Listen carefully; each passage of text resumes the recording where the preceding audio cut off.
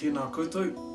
In today's video, we're going to look at how to say if in Te Reo Māori, and we're going to look at 3 different ways of doing that. But first, have a look at these kupu hau to help us along the way. Āta. Āta means to show care or deliberation in any action that you're doing, and it comes before the word that it's modifying. Titiro.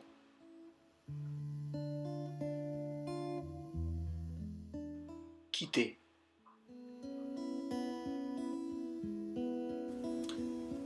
In past videos, we've looked at the use of the word ka and how that's always followed by an action or a verb.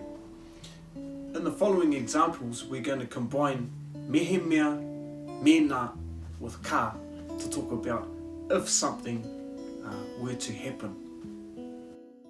Mehemea means if, and we usually combine it with ka, followed by the action or verb.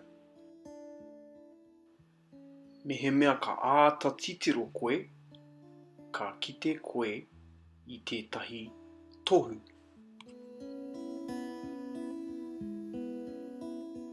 Mena also means if, and we use it in the same way that we use mehemea, by combining it with ka. Mena ka āta titiro koe, ka kite koe I tētahi mokoweri.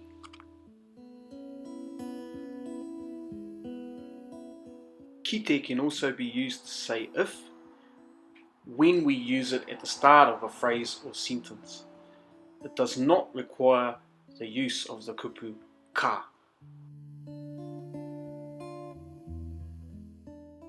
Ki te āta titiro koe, ka kite koe I tētahi tia me ngā pūrere hua.